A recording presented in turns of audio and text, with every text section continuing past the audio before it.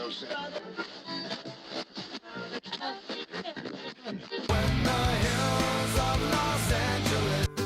Angeles, I'm and most high for the night.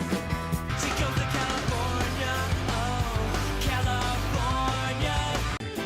California. What you say about Los Angeles? LA got the people saying.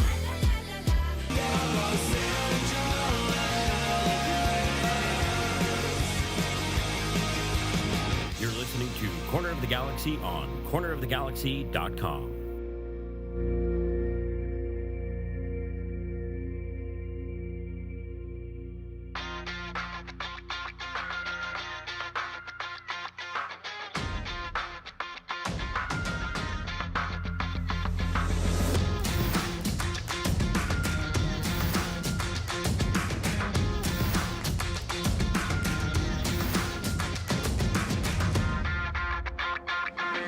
Welcome to Corner of the Galaxy, the show that talks 100% LA Galaxy soccer. We're glad you could join us. Now it's time to sit back and relax as your hosts navigate through the twisting, turning, but never boring world of the five-time MLS Cup champion, LA Galaxy. Hello, everybody, and welcome to Corner of the Galaxy on cornerofthegalaxy.com. I'm your host, Josh Guesman, coming to you on a Thursday, January 25th. January's almost over. Where did it go? Where are the Galaxy signings? Finally announcing Miki Yamane to the club today. He's here. Ricky Puig is here, getting ready to start training with the LA Galaxy. We'll give you updates from press conference today. Greg Vanny had updates on injuries. Wilkins talks about team building. So a lot of stuff to get to, a lot of fun there. Some rumors that we have to touch on. Some other interesting news in terms of what the LA Galaxy are sort of focusing on at the lower levels and how that could affect the first team as well. So a lot to get to, a lot of fun things to talk about tonight. I'm glad to have them back. Everybody, ladies and gentlemen, boys and girls, the Hammer himself, Eric Vieira. How's it going, bud? It's going all right. I'm glad to be back, continuing the streak. We have this conversation every week in the preseason. Are we going to have enough to fill the show? Do we need to come up with some fun games to kind of make things work out? Or, are things magically going to present themselves? And I think as the day went on, news kept rolling in, rumors kept rolling in, quotes kept dropping. There was press conference stuff. So I think we're going to have plenty to talk about for this Galaxy preseason evening. So everything is very good on this end. How's everything on your end, on that side of the country? I was going to say, stop pretending like we wouldn't, like even if we had one thing to talk about, we wouldn't talk for like an hour.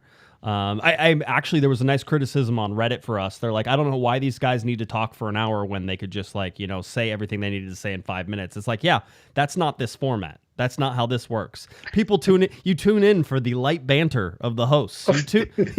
You tune in as we drag out the most important piece of news to the end so you listen to the whole show, right? I mean, this is this format. This is talk radio, except it's podcast, and there's no commercials, and you're welcome for that. Exactly. Where's the fun in that? Yeah, you can read an article if you just want the news bits. You're here because I'm gonna toot our own horn because you like us. We get to hang out for an hour. I don't know. We're just pals. We're just friends hanging out. That's all this is. If we're in your ears right now, we're just friends hanging out. So that's what we're here to do. We're here to have a good time. Go for it. I was gonna say my favorite new thing is the we're just guys talking. We're just two guys talking here. That's it. There's just two guys talking. We're just letting everybody else in. Yeah.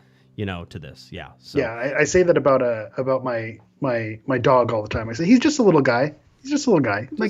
He's not we don't have to worry about no dogs allowed. No, you don't have to count that. He's just a little guy. Yeah. But before we get started, speaking of having a good time and speaking of light banter, but I will steer this in the Galaxy direction. I got to give a shout out to my dad, Mr. John Vieira. Happy birthday to Pops.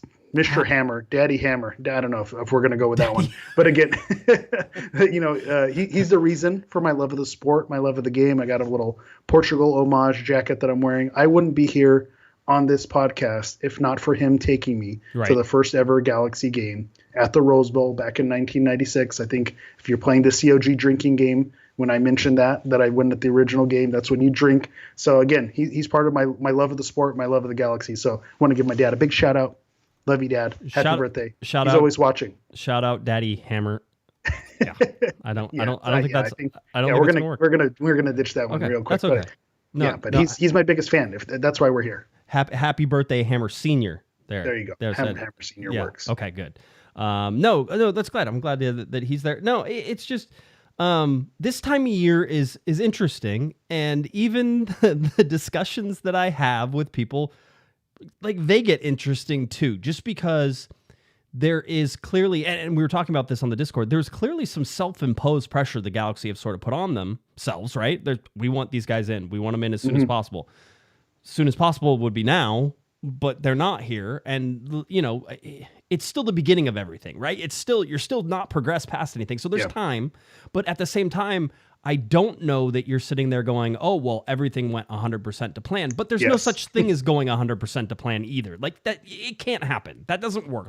Nothing just falls in your lap that easy. And if you're trying to do hard things, there's going to be a failure rate in there, right? You could go and take the low-lying fruit all day long and close those deals. Yeah. If you're trying to and close overpay, right, and overpay, right? But if you're trying to close the bigger deals, the better values, the more money, higher, you know, millions and millions of dollars are changing hands. We think the Galaxy have a budget of between 20 and 25 million for this transfer window. That is a huge amount of money. And that means that there's high stakes at every corner and every cost. And they're trying to stretch that dollar as much. You know, it's like, oh, well, you could pay $10 million for this guy, but then you can't afford other things if you do that. So really trying to nail the numbers, I think, is also sort of the important part of this. Yeah, that's one of the funniest parts of the conversation is, you know, it's all about budgeting, but yet the budget is $25 million. So again, it is quite a chunk of change. But when we're dealing with, you know, the scope of the things that they want to, you know, the things that they want to do and the players that they want to bring into the roster, there is, you know, 25 million in the scale of global football it's not a huge amount of money when you think of the amount of money that gets thrown around maybe countries like Saudi Arabia and some of those European top leagues. You know, that's really is, you have to be smart with that amount of money if you want to get some solid players. Going to the Galaxy kind of self-imposing, you know, this timeline on themselves on the wanting to get the players in.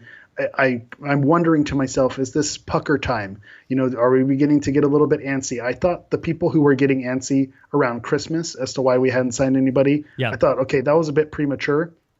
But it feels like we blinked, and it's the end of January. There's a scrimmage this weekend. There's a preseason game at the Dignity Health Sports Park next weekend. So now I think if you're starting to get a little bit more concerned, I can start to feel where you're coming from now. So I don't know if it's pucker time yet. You know, if you're familiar with that phrase, it's if, you know, parts of your body begin to tighten because you're nervous about what's going to happen. It's your chest, right? That's what it could be your chest, could be some other viral parts of your body, wherever we want to go with it. But it just, I could understand where fans maybe are starting to feel a little bit uneasy. You know, you see the phrase striking out on players. I look at it a little bit differently. I'll ask, you know, I'll pose this question to you, pose this to the chat. Do we want to be in a situation? I always go back to that Douglas Costa style situation where you're, you know, feeder to the flames and you say, well, we got to buy somebody. Let's make it quick and make it happen. Is that the situation you'd rather be in? Or would you rather the Galaxy go through a Rolodex of names over and over and say, nope, they won't come? Another one. Would you rather them take their time and spend that money wisely? I think most people would say that you'd want them to spend the money wisely, but it also goes back to moves like that they made for Douglas Costa could be impacting moves that they're trying to make now, because they'll go to a team and maybe a player's value, you know, they feel is around 8 to 10 million. The Galaxy offer maybe 11 or 12 million to sweeten the pot. And they say, wait, these guys overpaid last time. So you don't take that, even if that's higher value than we wanted. Say no and ask for even more. And, you know, hoping that the Galaxy fold and eventually do that. So if you continue that process, then that's how the word is going to get out. But if conversely you walk away, and we've mentioned this last week, we mentioned this on previous episodes, you walk away with that leverage, say, okay, if you don't want to take that deal, we're going to move on. We're going to go somewhere else. And then your famous line, and you're sitting there with $0. You're sitting with 0% of $0. And so now you have nothing. So now the next time the Galaxy come knocking, you maybe change your tune a little bit because the reputation then begins to change. So the Galaxy, I'm a big believer, and I say this all the time. I said that about the Tyler Boyd situation when he left. Two things can be true.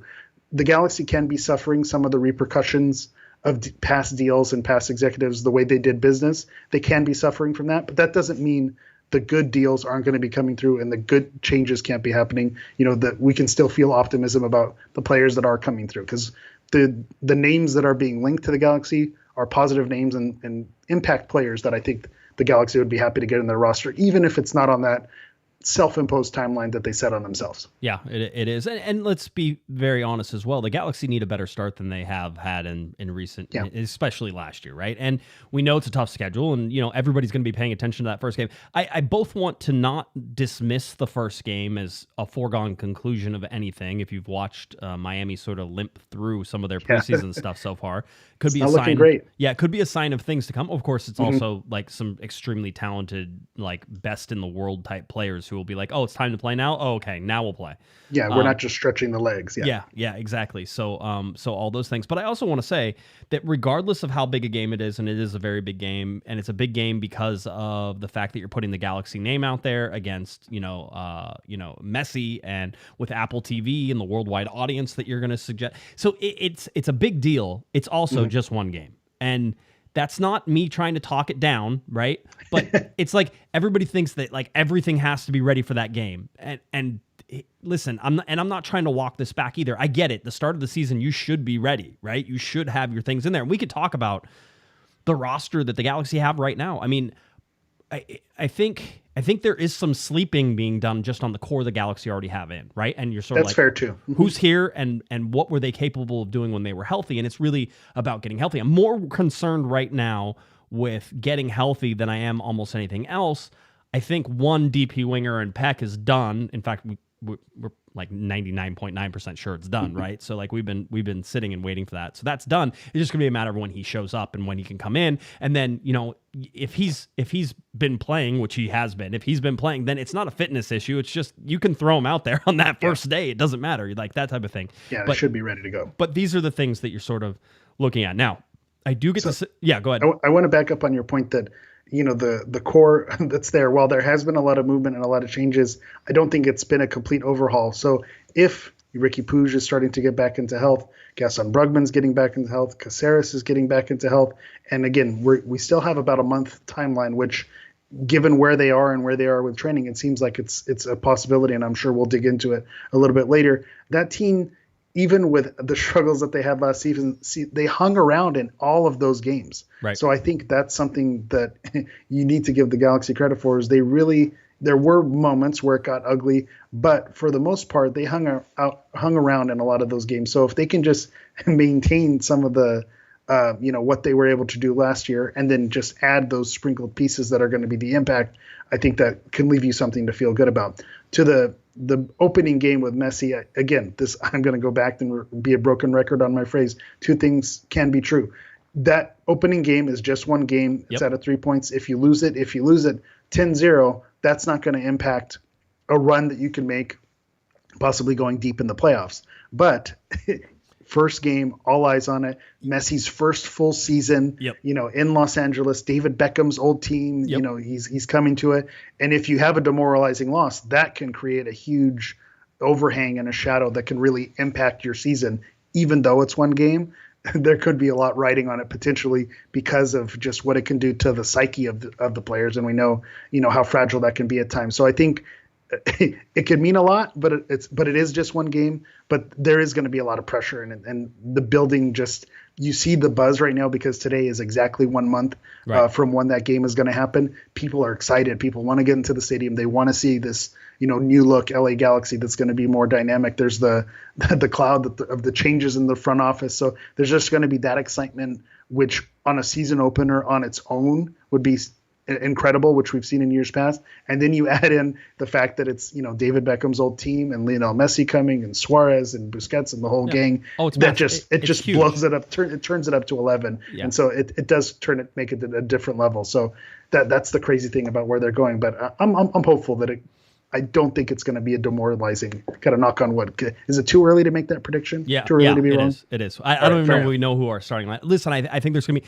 be the one thing you could sort of say is even if you don't bring in any DP wingers, which we know they're going to, right? Even if you don't do that, if you had to start right now, you'd have Fagundes on one side and Johnny Perez on another side.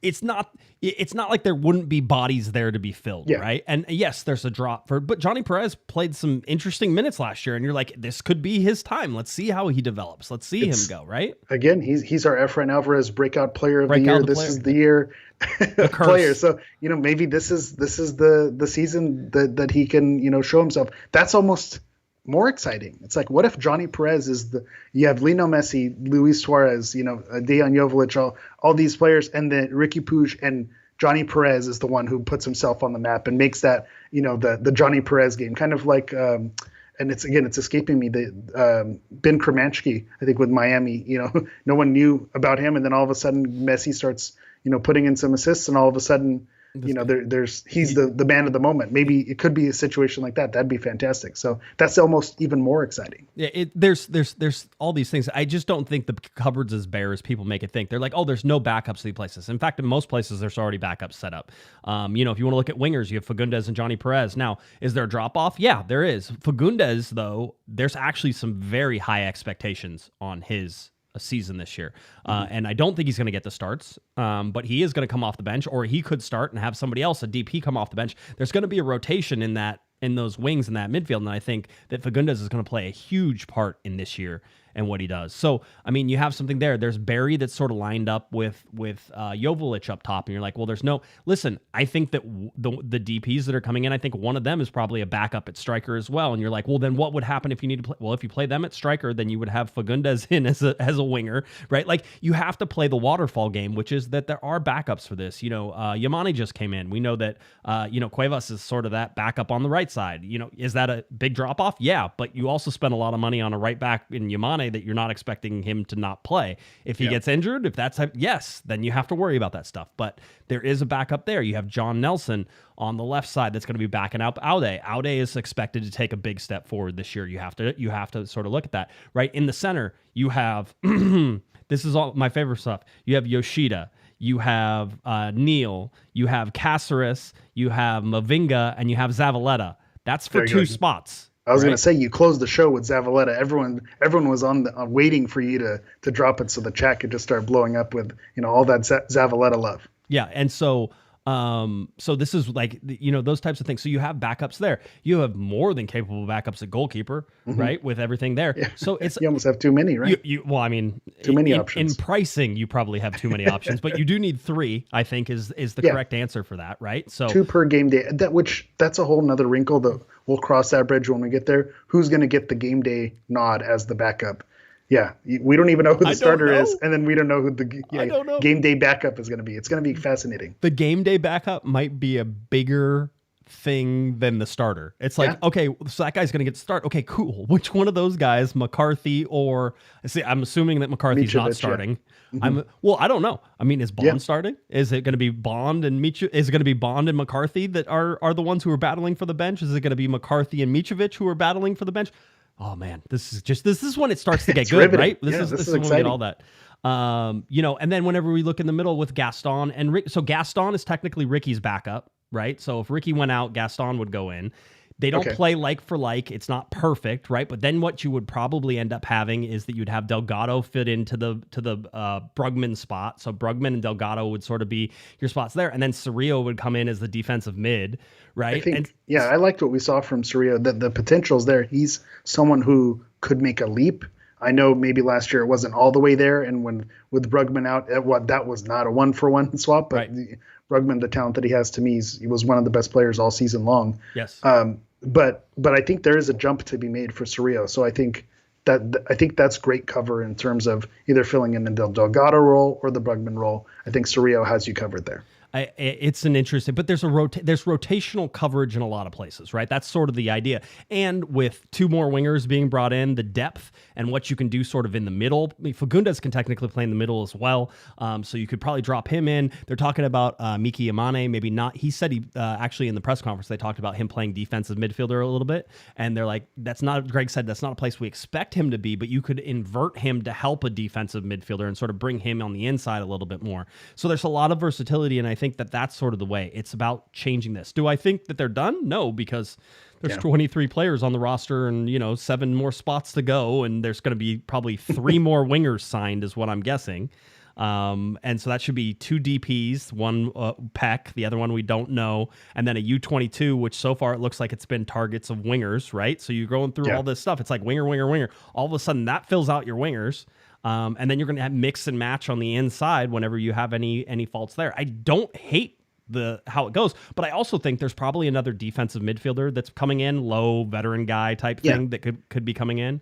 But defense, we'll start with this. Will Kuntz today said, I think that the defense and the back line is set. He goes, I think we're done there for right now. And he goes, go ahead. I was going to say, which to me, from a versatility play, you listed out our menagerie of center backs that we have. If you want to go three in the back and then maybe Yamane pushes forward, he was talking in his press conference how he has that attacking edge to him. So he maybe kind of plays that Julian Araujo role where he was more as a midfielder than he was a defender in terms of what his responsibilities were. Yep. Then that maybe changes thing. And then Aude, if you mix and match, what John Nelson could bring as well, because I've heard, that he's a capable backup and can fill in and had some strong moments for St. Louis. So again, then you consider, well, if those players are pushing forward, then you can rely less on the wings. And like you said, it begins to be the waterfall effect and shifting those players around. So I think it's exciting and especially to hear Greg Vanney, because one of my criticisms of him has been kind of the fixed mindset and, well, this is our lineup. We play with one striker, the kind of unwillingness to shift things around. But everything that I'm hearing from him this season, and again, still preseason, we haven't seen any play on the field yet, sounds like he wants to build some versatility and some options different times of the year.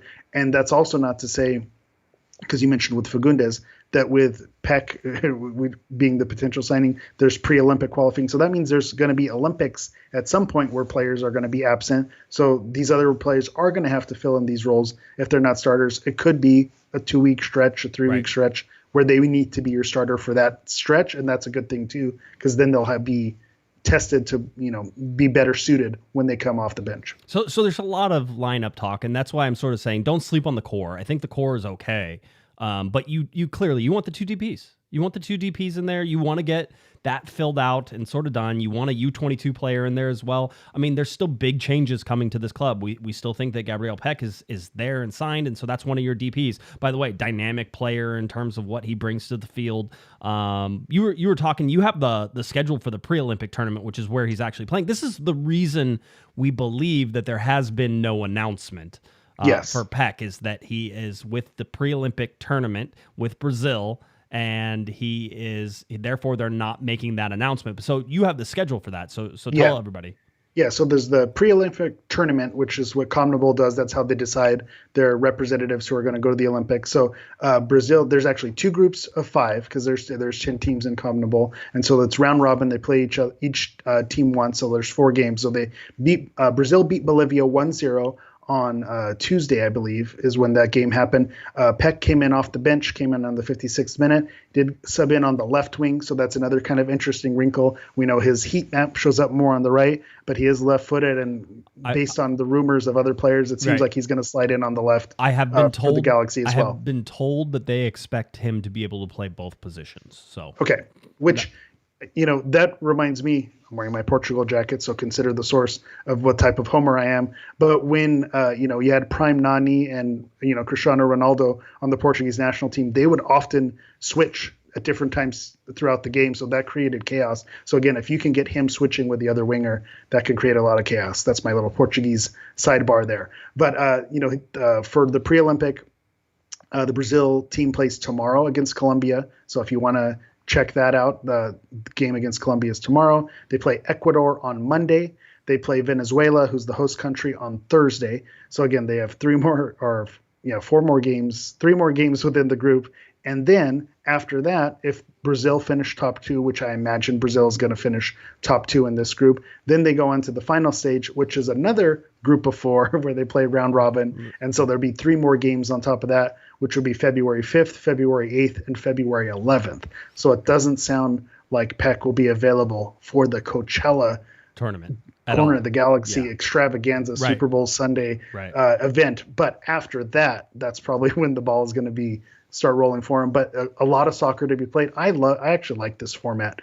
This is the way old World Cups used to be done. There didn't used to be the semifinal. There used to be a round robin group to decide those final groups. So I kind of like this. This to me gives you a more accurate winner. The cream is going to rise to the top.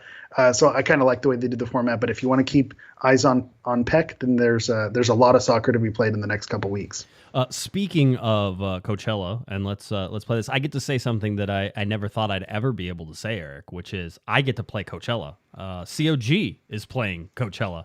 And just a reminder, February 11th, after the LA Galaxy take on Austin, that's a 10 a.m. kickoff, so game should be done around 12. So just following that game, about 12 or 12:15, it will be me and the Panda out there at Coachella, at the Coachella Valley Invitational, where you can find us, and we will be doing a live show.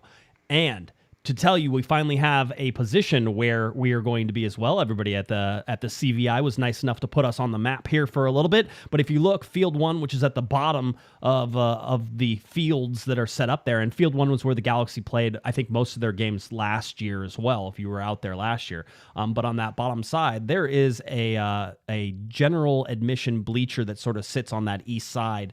And then as you go down to the bottom, the corner of the Galaxy tent will be right there in the corner. So that means as soon as pun intended, hopefully. Right? By the way, when they said, hey, we're going to put you in the corner, they're like, to match corner of the Galaxy. We're right off the corner flag of Field 1 there. And so that's where we'll be. We'll have a tent set up. We'll have our little easy up set up there. We'll have our speakers ready. So when that game is over, the show will kick off, a little post-game show with Corner of the Galaxy.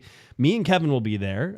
We have guests from the front office scheduled. We have guests from the coaching staff scheduled. And then we're going to grab a couple players as well and make them have to find their own way back and miss the bus, right? I was going to say, they'll be drenched in sweat, hopefully. You know, and that's a good souvenir if you're able to get them, to sweat on some show notes or something like that. I think that's a good idea. We're looking at some auction items here. That is a good idea. So what you need to do is, that means you need a ticket to go to the CVI Coachella Valley Invitational for February 11th. You need to get your day pass.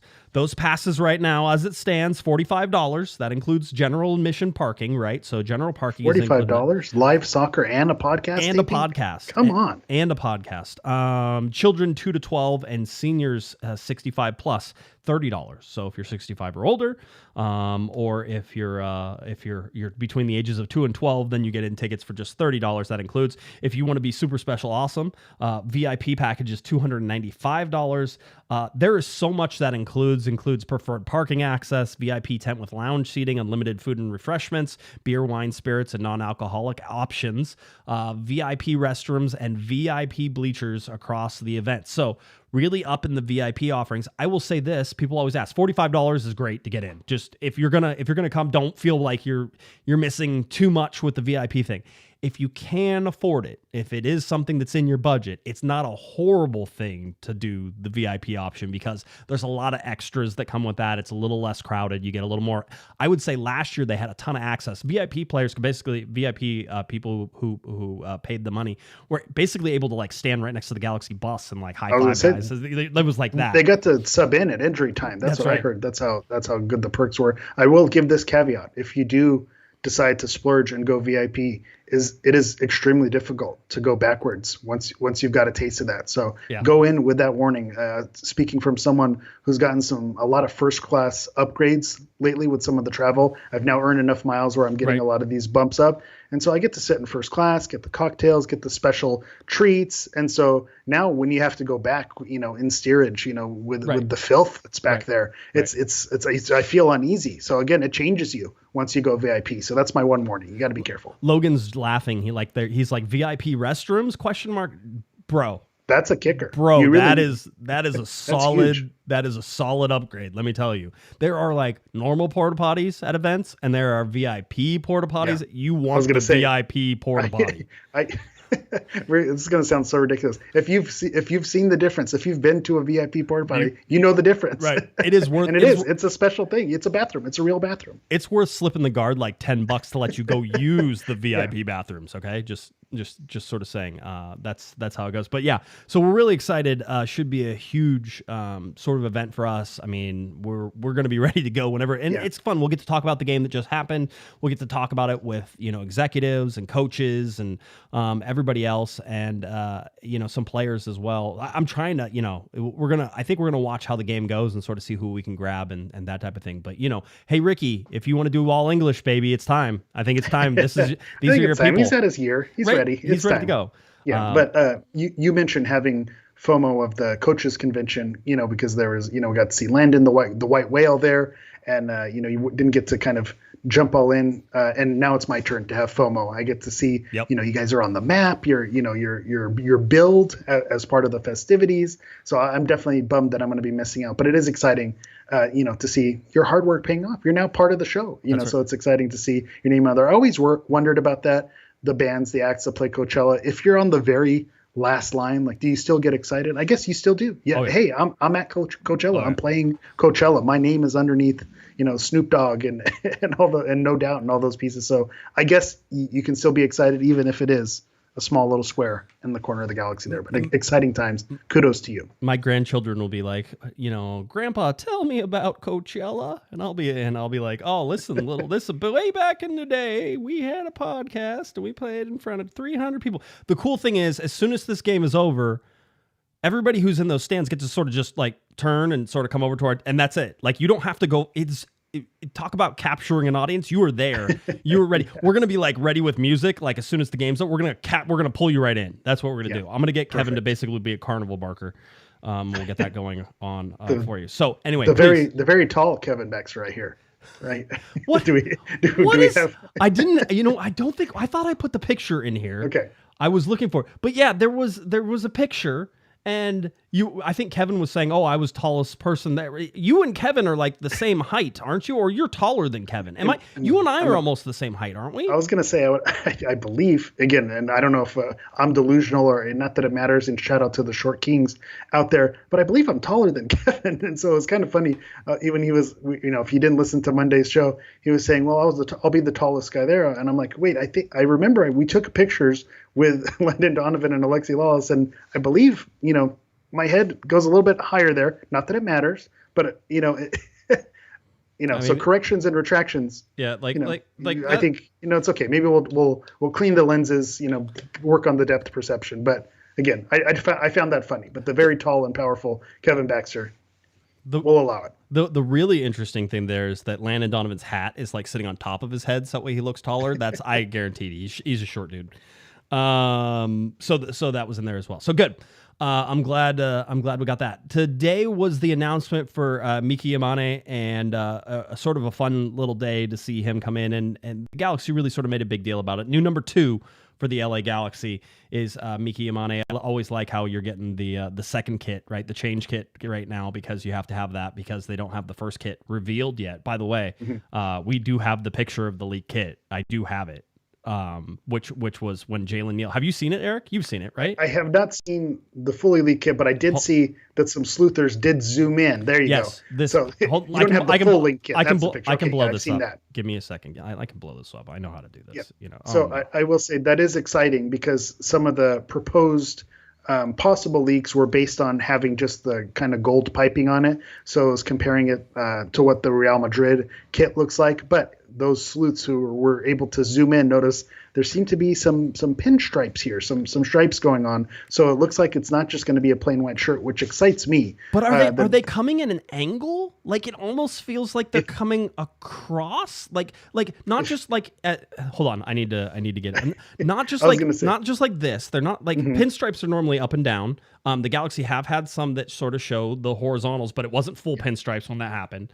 But are these like sort of like at sash angle coming down? Because if you look at the little corner, it sort of seems like they're like, as you get closer to the center, they come a little right. Are they radiating from a sash? If you remember the 2014 LA Galaxy jersey, which had the sash that was made up of stripes, that came at an angle, and then the stripes flared out towards the end. So I don't know if these stripes are just on that side where it would kind of be the flaring out of a sash, or if it's going to be stripes throughout the whole jersey. It's difficult to tell from this angle, but it's exciting. It's exciting. We're going to see something besides a plain shirt. My last little thing that I will add is in all of the training photos and with the training jerseys and kind of new shirts that are coming out for the LA Galaxy, the Herbalife logo in the front. It's different. They finally went away from the block lettering. Think our stars, because they had the most boring font. Like it's bad enough that Herbalife is the sponsor,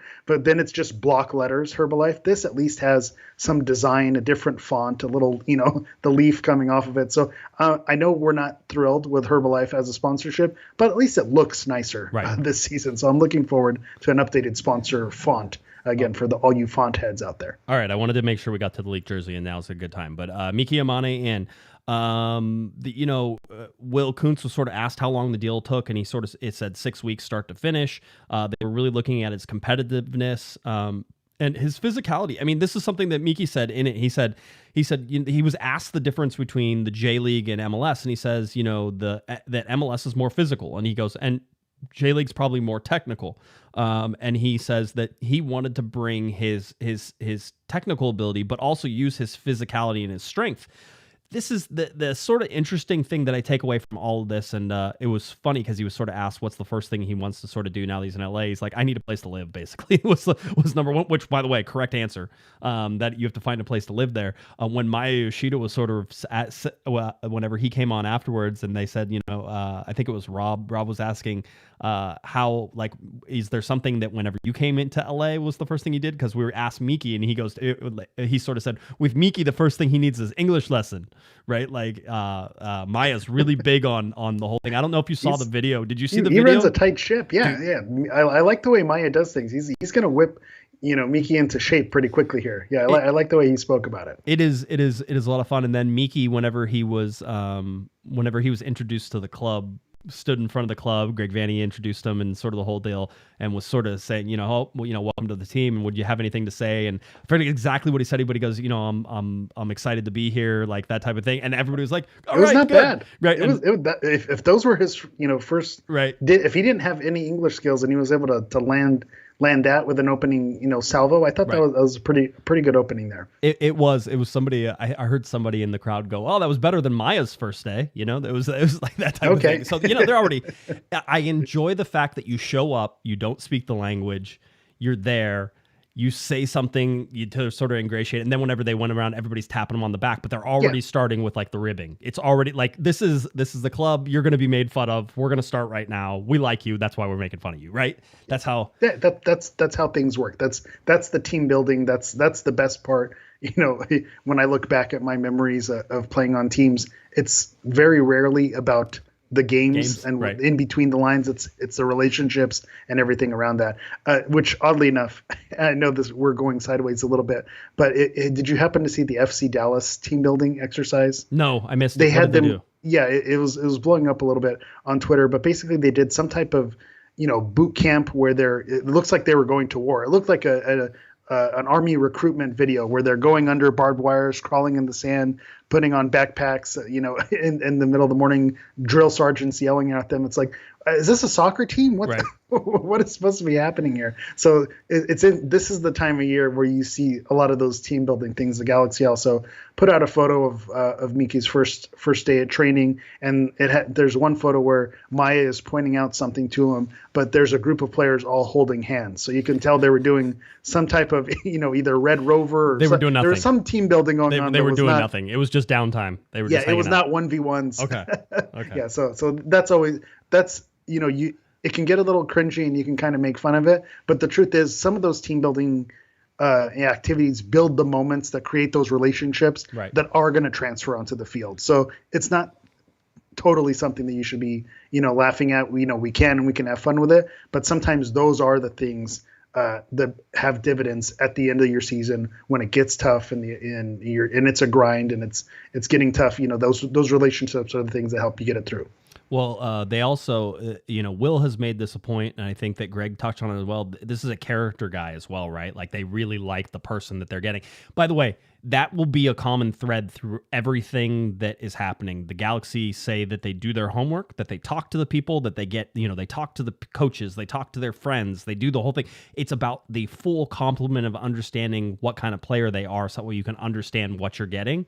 And to a T, they've really been focused on sort of those character guys, not just being able to play, but like, hey, does this guy kick dogs and, hate old people, Jeez, you went hard with those, hard in the paint with those examples. But I was laughing as you were saying that, leading up to it, waiting for my entry to jump in, because they obviously didn't do this with Douglas Costa, because he's famously spit on a player when he was playing in a different league. So that obviously wasn't taken into consideration. It was focused more on the talent. So it is good, that in and of itself tells you all you need to know about the difference in scouting and what they're doing and the type of player that they're bringing in. Is just it's no longer just can they ball, can they play? It's what type of person are they?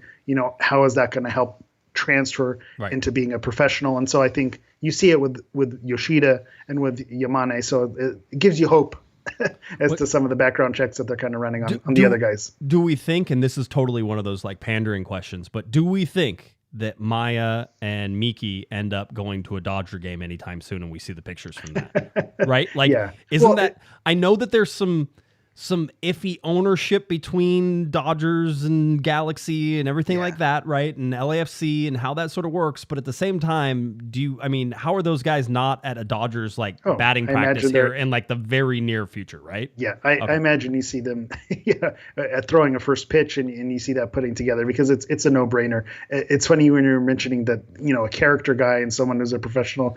I roll my eyes slightly a little bit, because just some of the stereotypical things that are said about Japanese players, playing with discipline and with respect. You're going to hear that a lot, right? But at the same time, if it's true, it's true. Sometimes that's just that, you have to call things for what they are. I have said this now multiple times, and you can say whatever you want to say about me. But when Maya walks into a room, whether that is with reporters, coaches, or players, there is immediate respect. There is whatever he does, whatever aura he has.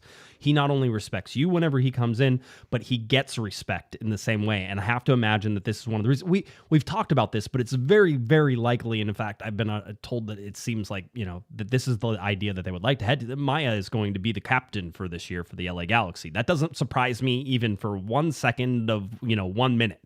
That makes sense to me, just in terms of what he's able to do and how he's able to do it. So him keeping an eye on Miki is going to be a fun one to watch too. So we'll sort of watch how that all plays out. Go ahead. Sidebar again, I'm going to keep going off. We were worried about how we were going to fill time. So one of the things, a bit that I had prepared was, if the current LA Galaxy were to go into a Royal Rumble, who would come out victorious? Because for all our wrestling crossover fans, Royal Rumble is this weekend. And one of the factors was if Miki Yamane and Maya Yoshida would team up with each other, because Gaston Brugman and Ricky Puig would absolutely have each other's back and work as a tag team. So those were some wrinkles that we were going to consider. There's only one correct answer in all this, though. You know that, right? It's Martin Caceres. You wouldn't want to, that's the guy you wouldn't want to be in the ring with. I was going to say, spoiler alert, I have notes. I'm ready to go into it. No, we're not. But we may be on the same wavelength here. So maybe we'll get a super chat if we can get in there. Maybe you can break down my full breakdown and thoughts on an LA Galaxy Royal Rumble. So they were talking about Yamane and just sort of where he was, how he was going to fit in. They talked about him possibly playing defensive midfielder. They talked about his experience. The other thing that Will said was basically they're looking at the attacking pieces with the DP slots, and it's super important that they get those designated players in. They're still focused on it. They consider that U22 slot is very valuable. But at the moment, they're not pressed to do anything. So that's a key bit of information that we've seen, which is we've sort of heard some of the rumors that are out there for U22s, but it seems that the LA Galaxy now say that they're not pressed to make a deal if it's not going to be a deal that's beneficial to them. So the U22 slot could be one that's left open as the season starts, possibly into the summer as well. It's not something they have to fill right now. That was my question, and this is why I come to the host of Corner of the Galaxy, Josh Guesman, who knows all of the rules in and out, because my question was, is this something that needs to be done by the roster deadline? And it seems like all signs are pointing to this doesn't need to be something that's not something. Roster deadline completely done. Roster is just roster for the compliance. U22. Yeah, it's just roster compliance. So if you leave a spot open, that's fine too, right? That works.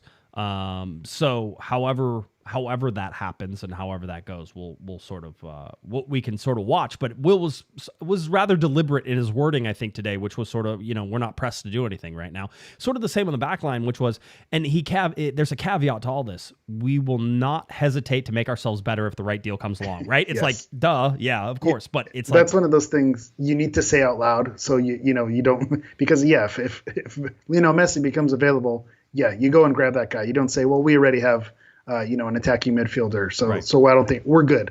No, of course, if something special comes along and it makes sense, of course you're going to go for it. But I do appreciate that he likes to say that out loud. He does. He says the quiet parts out loud sometimes, so it's okay.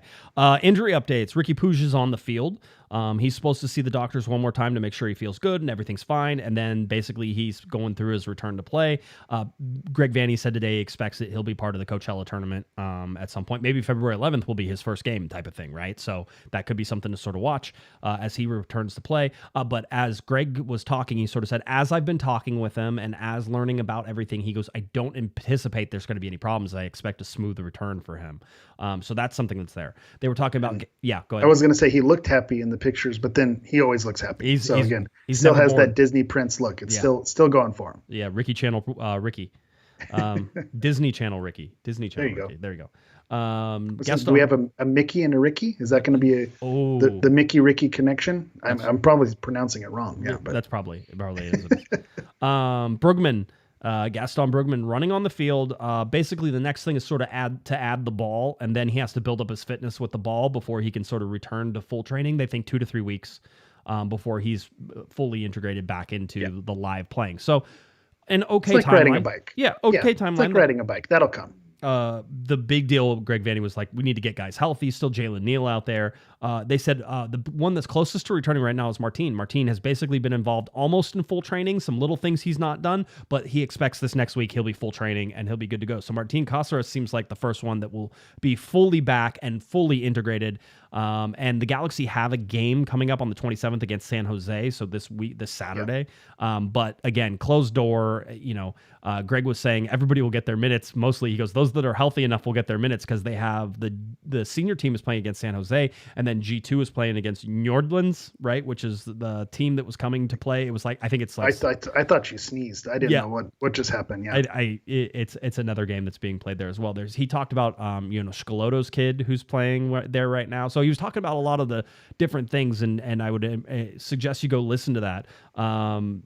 The last sort of one was Jalen Neal, and he goes, that's slow progress still, which is disappointing, I think, to hear at this point, but it's slow progress. He goes, he's still fully healing basically from the surgery and from everything he's done, and he's sort of dealing with a groin injury that's as the result of all of this as well. And so everything sort of has to come back together, but I think you're going to see that Martin Cáceres will be ready for day one. I think you're going to see that Maya Yoshida is going to be ready for day one. So again, Mavinga, that's not a bad pairing. No, it's not. It's not a horrible way to. If you're playing against Messi, maybe you want those two guys to some experience, sort of do it, right? Yeah, it's not a horrible way to go. So that's something to sort of watch. Other than that, a fairly standard press conference. I don't think there were any surprises or anything. They want to get the DPs in. They still talk about it. We'll see what that timeline is, and certainly if we're waiting for that pre-Olympic tournament to be over for Pec, that timeline is not basically closing out anytime soon. There's still games to be played. So, and with Cáceres coming back, also it makes sense that he's the first one coming back in that. He's the one who's been out the longest as well. I want to say it's been 5, maybe even 6 months since that injury happened. So it's been a while. So he's due. He's probably chomping at the bit and ready to go. Aaron said in the chat, he was like earlier. He goes, I no injuries today. No injuries this year. I'm not allowing it. It's a rule. Fair. No Let's put that energy into the world for sure. So as we look at the LA Galaxy's lineup, we sort of already took you through everything. 23 players right now, 10 international slots. I believe they have 9 international slots available, so they're still out 1. But VV to me is one that's getting loaned down to G2 right now. Yeah, the Joao Pedro spot. Yeah, the world famous Joao Pedro Zlatan spot where they're banished from the Galaxy roster. Yeah, and so that's one of those to sort of watch. So I feel like the Galaxy are roster compliant as of now, as they sit, because VB goes down and everything goes back. Here's something I missed before we get to any of the rumors. Tom Bogert reported yesterday that Minnesota United has signed Panama International's central midfielder Carlos Harvey from USL Championship side Phoenix Rising. This was the Carlos Harvey, obviously, who played for the LA Galaxy and then was sold down to Phoenix Rising. Now, there's something that I can report on that hasn't been reported yet, although in the announcement, whenever they sold Harvey, they said this. The LA Galaxy had a sell-on clause on Carlos Harvey. Sources have indicated that sell-on clause is 20%, right? So by the LA Galaxy selling Carlos Harvey, getting whatever they got, and I don't remember what that is off the top of my head, but then with the 20% sell-on clause there as well, that's $40,000 basically that the LA Galaxy get to pocket from a guy who basically hasn't been on their team for a year, right? So, yeah, well, and the real ones know Carlos Harvey, because if you were up on the Farai Mutatu saga, Carlos Harvey was kind of the first wave of that before Farai Mutatu, where there was, is he with the team? Is he not with the team? Is he loaned down? He was always kind of the Galaxy's man of mystery of what was happening. So to me, this brings some closure that he's finally, landed at a home. The contracts are done. It's sold on. Right. It's interesting that the Galaxy get a piece of it. And again, when we talk about the budget that they're dealing with, the $25 million budget, this may seem like a small amount, but when you look at, like you mentioned, the precedent that it sets, that the Galaxy be involved in these deals, that even though they're not premier first team players, but they're still it's still a part of the entire organization and the process. And if you want to attract and fill your academy, you say, hey, there's a lot of pathways that you can make if you join our system. Well, that is the big change that we're seeing, and I sort of hinted at it for the title of everything, for the tweets that were going out, is there has been a change, and that is that the LA Galaxy now, in those younger levels, at the academy level, at the G2 level, right, are going to be selling players. And it's sort of this, hey, we don't see a path for you to our first team. And remember how many players have been stymied by the fact that the LA Galaxy usually bring in offensive talent from outside the league. And so if you're an offensive player down in these lower levels, you're probably not going to go to the LA Galaxy because there's going to be no spots for you, right? And they've really sort of, in the past, I think, wasted a lot of that, right? And maybe they didn't have the resources, maybe the openings weren't there. But now with the resources they have, we've seen, Alcala, who got sold, right? Tellez, who got sold from Academy to G2, right? And selling for those. And this is going to be a common thread. This is something the LA Galaxy have focused on, which is identifying the people that they want to keep and identifying the talent that can make them money as well. And with most of these, I think you're going to find there's going to be sell-on clauses, right? And when the sell-on clauses go off, then, like Alcala, he's going to go off. And whenever they sell him for $2-3 million, the LA Galaxy are going to get, I think 20% of that is what the sell-on was. Yeah. And that's something that potentially could be, 4 or 5 years down the road. So when, he's long gone and he's, the podcast hasn't mentioned Alcala in years, then the Galaxy are still going to be bringing in money for that. And I want to shout out the Commercial Underground and the chat for mentioning DTK didn't let a guy go for free. This very much is the foundation that was set by DTK in his time here. I know we can look at, the sanctions that happened last season as maybe having, a little bit of DTK's fingerprints on it, which is the negative side of it. But when you see the way he preserved talent and attracted talent into that academy system, that was one of his strengths. And I think if the Galaxy continue with the foundation that he laid, I think that's a good thing moving forward. So, shout out to DTK, still impacting positively the LA Galaxy. So can I miss that guy? Always. Is he doing okay? Yeah, he's doing fine. He's doing fine. I check in on him every once in a while. I think if we want to go and if we want to go to Holland and sort of hang out, I think we could make that happen. So we know a guy, right? We do know a guy. All right. So, but anyway, so that's the deal on Carlos Harvey. Now let's get to a little bit of rumors, because why not? This is why you're here. The Paintsil rumor. Now, in this particular tweet that I am showing, the translated version of this basically says that the coach for Genk is basically preparing to play without Joseph Paintsil for the rest of the season. Now, this goes on the heels of the coach saying, "Oh, I got a good text, and the deal to the Galaxy is off," and the whole deal. I implore everybody to just remain patient on this one. I have no inside information. That's not true. I have a lot of inside information. It's just not clear. It's just not said that? Yeah. Right, yeah. It's just not clear sort of which direction this is. I will say that I do not think, and for whatever reason, this is one of those tingly feelings in my chest, that this doesn't feel done, as in the rumor's dead. There's just something that is just hanging in there and hanging on. And I'm really interested to see it. The other part of this is that Paintsill is coming up for the Derby game, the big Derby game that Genk has coming up on Saturday this weekend. He's going to be back from AFCON, African Cup of Nations. Paintsill was was it Cameroon? Was it Ghana? Ghana, thank you. Yeah. The Galaxy have also been rumored to a Cameroonian player, but yeah, exactly.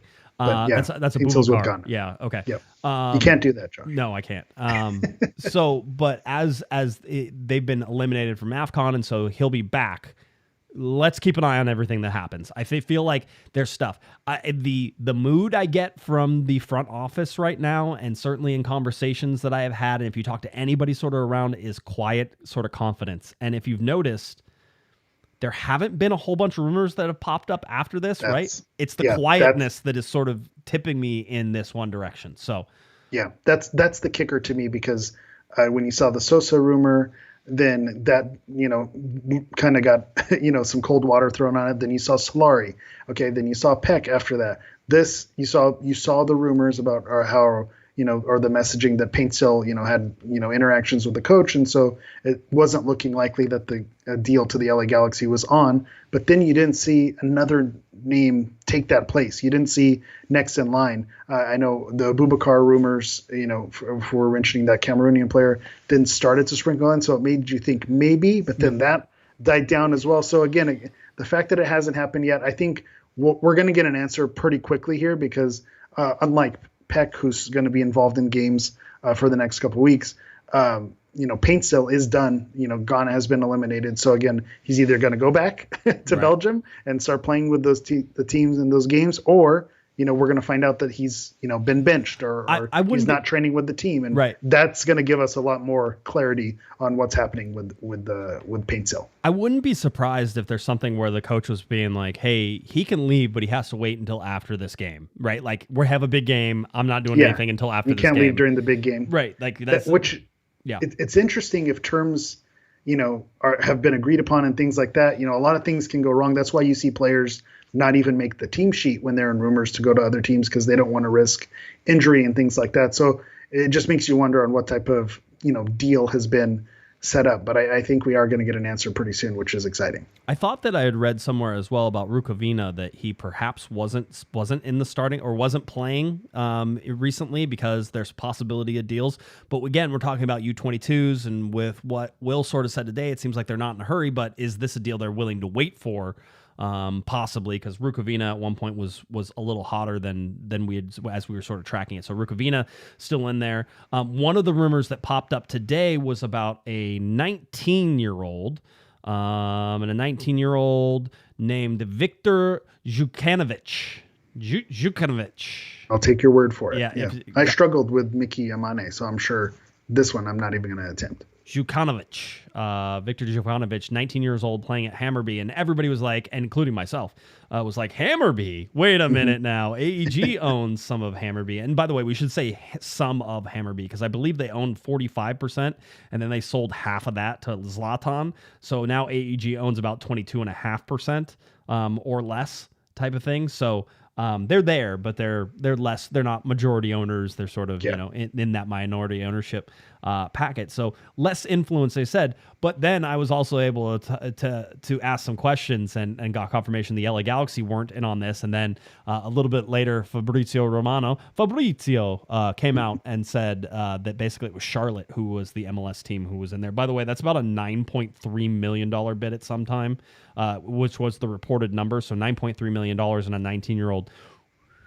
That's a lot of money. That's close to what that's close to what you're hearing some DP rumors to it. So again, I heard he did find CLT. So again, exciting times. Good for him.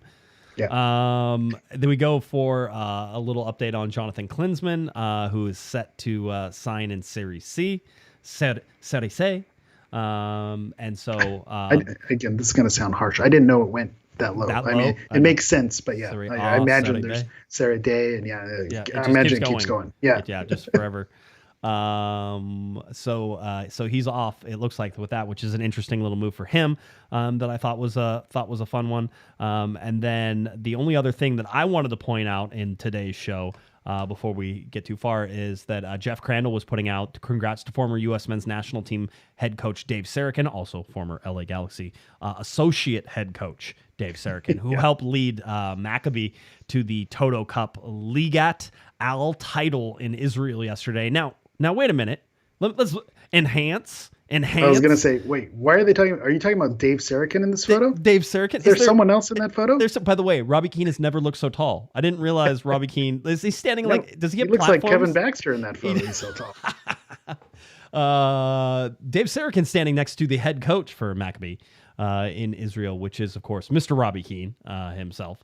The King Keno is there, and who has been on an absolute tear with Maccabi.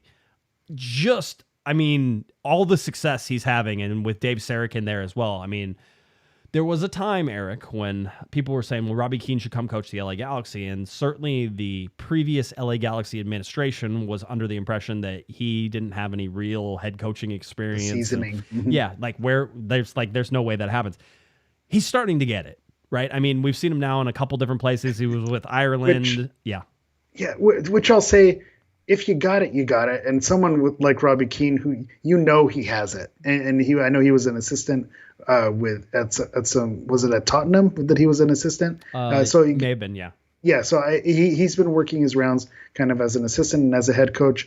And I will say I was speaking very kindly about Greg Vanney earlier and how, I like what I'm hearing on what he's going to be bringing. But if you want me to turn on Greg Vanney, you show me that picture of Robbie Keane and Dave Sarakin. And I'll go, who? Yeah. Greg Vanney, who? Yeah, Let's bring in this coaching staff immediately. So again, it just makes you feel the tingles of the glory days and the good old days, which isn't, again, consider the source. Right. That's kind of who we saw in their heyday. So again, the Galaxy not leaning on their history and only focusing on that. You want to see them move in the different direction. But man, if that didn't make me feel things to see those two pictured together. The whenever you talk about the nicest coaches, the most unbelievably talented coaches and people, there are two that come to mind right away if you're talking about just their generosity, their understanding.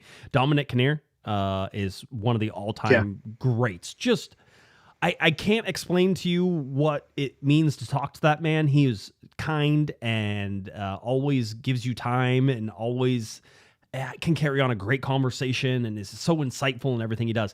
The other person that you could certainly add that to, and on this podcast, Mr. Dave Sarakin made appearances many times over the years, but that is Dave. And Dave is just, I haven't texted Dave in a very long time. I'm sure if I texted him right now, I'd get a response back. It's one of those, he'd be like, oh, Josh, hey, yeah, here it is, the whole deal. But no, Dave is absolutely an amazing coach. A great coach, by the way, in his own right, a great coach. Which I was going to say, if you're a U.S. men's national team, supporter, and you see the players that are blossoming now, a lot of those players in terms of on a national team level, that was a Dave Sarakin squad that was making a lot of those moves. So again, he deserves a lot of credit for it was a forced, rinsing of the U.S. men's national team to kind of restart it and kickstart it again. Right. But you still have to give him credit for being the spark that kind of got that going. Commercial Underground says Kinnear is doing well at FC Cincinnati. Yeah, and who's he there with? Pat Noonan, former LA Galaxy, assistant coach. Who else is he there with? Kenny Arena, Bruce's son, former assistant LA Galaxy coach. I mean, if you're going to drop me into any coaching staff to have a good time, that's it. Send me to Cincinnati, because Pat Noonan was a staple on this podcast for years. Was amazing. Used to come on all the time. Between Pat and Dave and Dominic and Kenny, and if you could just put all those people back together, because that was a coaching staff that was just fun to be around. And they play their soccer, tennis, and they get really competitive all the time too. So they couldn't wait for training would be over. They'd be done with the guys and they'd be like, cool, now we can play our soccer, tennis, and then they would go over and play their games. So always a lot of fun. So, but I'll say this, you can look at Robbie Keane and what he's doing, and certainly there's something to it. I don't think he's sort of in a position to sort of be like a head coach guy for the LA Galaxy, but he's not that much further away, right? Now get closer. Get out of Israel, do something else, and then now you're in a position, right? You're sort of there, but you could take a flyer on him at this point. It would be sort of one of those, okay, he doesn't have a lot of experience, but you could maybe catch him on the up, I was going to say, am I to me, it feels like maybe the Galaxy is the catapulting move. It feels like if he wants to end up in Europe eventually, it could be proving himself in MLS with the LA Galaxy. That could be a pathway, if he decides to go to. So I can see it both ways, where maybe he does go to one more stop before and gets that, but also I can see this being the stop that makes it happen. Of course, if Greg Vanney doesn't lead us to glory and everything runs swimmingly, he may need to look at Cincinnati or Charlotte and find some other places to go. Galaxy, because we're going to think positive. Galaxy go undefeated this year, right? That's how 34-0. Yeah, that's right. 34-0. Yeah, makes it easy. So we'll see. We'll watch and see all the fun stuff that develops here. It was funny because I think that it's been slow news, right? And obviously everybody's waiting for the big names, and those big names aren't there, and I can understand the frustration. But none of that really matters up to a certain point because the Galaxy have to start playing games. And these games are important, one, to get the team in shape, which is the most important thing, but two is to create that chemistry and sort of start to figure things out.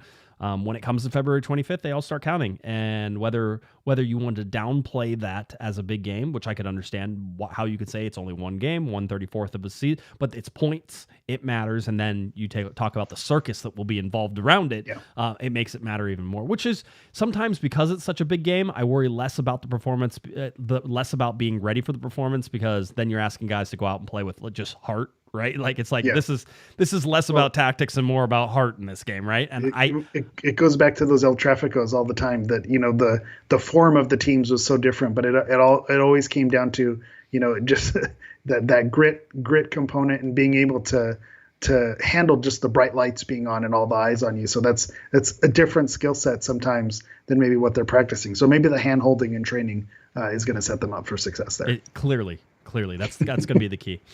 Greg talks about having to always keep it different, keep that way people don't get bored with the same stuff over and over again, right? There's a whole interesting thing to how you do this. I was listening to it was funny. I was actually listening to a band conductor, and he was talking about how he sort of sets up his rehearsals. And he goes, "Listen, we want to work on something in the morning." He goes, "It might be difficult." And he goes, "That's okay." He goes, "Then we want to work on something in the afternoon." And then he goes, "And then whenever we get to that, like to the end," he goes, "everything should be building towards this crescendo of we get to put it all together now." Right. And then whenever you do that, and you're able to do that day after day, it's like, and every day that you end on being able to put stuff together, you're sort of like, we're building, like we're having success. Yeah. You're taking steps forward. I thought it was really interesting to sort of put that in a soccer context, which is work on something in the morning. And sometimes the Galaxy doing, the doubles, the 2-a-days right now. Right. So getting into that, but work on something in the morning, work on something in the afternoon, make sure it all comes together. So that way you then say, good, we got that. Let's put that now. Let's build on that tomorrow, and that keeps sort of doing it. So it's why it always sticks out to me that when we first spoke with Greg Vanney when he was hired, he mentioned kind of his pathway and how his parents were teachers, or he has a parent who was a teacher, and that just it reminds me and to all our teachers who listen, that's classroom management. It has nothing to do with the X's and O's and what you're teaching. It's just managing the personalities that you have in front of them, and then making sure that chaos isn't breaking out, and you're building, like you said, to that crescendo where it all goes right. So again, once he said that, I said, okay, he has if he has that feather in his cap, that in his blood, then he's gonna do well. There's something in there that he knows how to do it. Just a reminder, February 11th, the LA Galaxy take on Austin FC at Coachella, and then COG live right after this game. Get your tickets at Coachella Valley Invitational.com. Again, $45 for your standard ticket there, and then $295 for VIP. Children and seniors for the standard ticket are in at $30 a piece in those. All right. So a lot of fun stuff is coming up your way. February 11th will be a big day for us, also for the LA Galaxy, as they sort of get that weekend crowd. I've been told right now, February 11th is their biggest day of selling tickets. That might have something to do with the LA Galaxy playing in that morning and it being on a weekend. It also could have something to do with LAFC playing in the game after the LA Galaxy. And so there's going to be a lot of people from Southern California making the trek across the desert in order to get there and sort of hang out and watch their teams play. So we hope that you'll join us there on February 11th and come see us. Eric, anything else you want to talk about, or are we good? I will just say there are scrimmages and preseason games are about to start. So I would just like to warn you, these are preseason matches. Players are getting their minutes. Let's not put too much stock into the results that you start to see eke out of this. As much as I would love to see, Joveljic had a hat trick in 10 minutes in a scrimmage. hey, we're winning MLS Cup. Maybe I'll pump the brakes there. It works in reverse too. So just Jovic take doesn't these score results. These are all training preseason. sessions. Yes. Yeah. Okay. These are training sessions. So just I'm putting that out there that we don't need to put all the stock in the world into the performances we're going to hear about. I have no idea what you're talking about. We will overreact to everything. All right, Eric, let's get out of here. Tell people where they can find you. Let's go.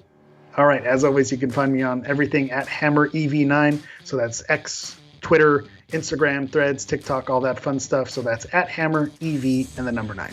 All right, if you're looking for me on Twitter and X, it's at Guesman, at Galaxy Podcast, and head on over to cornerofthegalaxy.com for all the fun information that you want to find over there. All of our podcasts, all that fun stuff. I have another article coming up from Catamount on that talking about Pec, so that should be out tomorrow at some time. I hope everybody has a great weekend. Enjoy it. Monday, we'll be back with Mr. Kevin the Panda Baxter, who, by the way, if you were wondering, did survive so far those cuts at the LA Times, and so good for him, and sad for all the other journalists there who have lost those jobs. But Kevin will be back on Monday, and Kevin will be out there at the February 11th for our live show as well. All right, I think that about does it for Mr. Eric, the Portuguese Hammer Vieira. I'm Josh Pato Guesman. You've been listening. You've been watching to our little Corner of the Galaxy.